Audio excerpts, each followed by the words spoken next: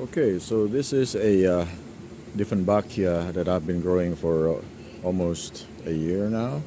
This part right here is a top cutting from the mother plant. And there are two more down here which came from stem cuttings. So let me show you that. This one was a stem cutting and it has grown to be this big. And this one, another stem cutting, and it has grown to be that big.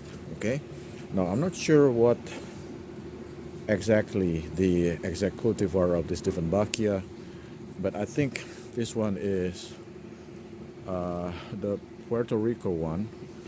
So I'm not sure about that, but if you know what particular cultivar of Dieffenbachia this is, please do let me know in the comment below. And what I want to show you today is something that I did unintentionally. So I started growing them in this pot in the beginning, and with the intention of moving them to other pots once they have grown. But it's been a year and I haven't had time to do that, so all the three of them remain in these pots together. You see that the level of the potting mix is not that high because I never meant these guys to stay here for longer than a couple of months. And so initially they were just in this pot, and then I found this a 5-gallon water bottle that was just sitting around, and I needed like a stand on which this pot would stand on. Yeah, because I originally had this pot in my room with carpets on the floor, so I did not want the carpets to get wet whenever I water the plant. So I put this pot on top of this 5-gallon bottle that I had cut the top off. Yeah, so it just so happens that this the original pot would fit on top of this bottle right here. So anyway, so I kept this system like this, and I watered the plant regularly. And after a few months, I started noticing that let me take this off. See that still that water started collecting at the bottom. And what I noticed also that you see the roots started coming out from the bottom of that pot and started to seek the water underneath. Yeah, so the roots have grown out of the pot into the water, making this a semi-hydroponic plant. And I've been keeping it like this for almost a year now.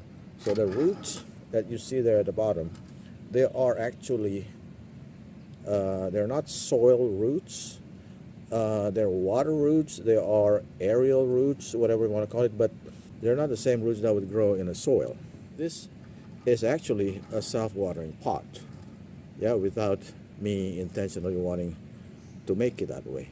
So this is an unintentional makeshift self-watering pot, making the whole system semi-hydroponic. So the bottom part of the roots grow in water. Then above that, that part of the root just hanging in air and is sucking humidity from the space above that water. And then the upper part of the roots are obviously inside the soil, and those are soil roots, or whatever you want to call it, the type of roots that grow in soil. So this is a semi-hydroponic arrangement, and I found that interesting. So with the water collected at the bottom of this, I don't even know what to call this anymore. This is not a pot. At the bottom of this container right here, there's always water in there.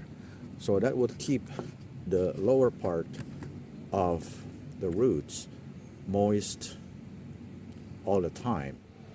So I wouldn't have to worry too much about not watering this plant often enough. Because with the water sitting there at the bottom part of the pot is always humid, is always moist. And I believe I haven't checked. Well, if I can touch it here. This soil remains moist almost all the time. Yeah, but without getting overwatered.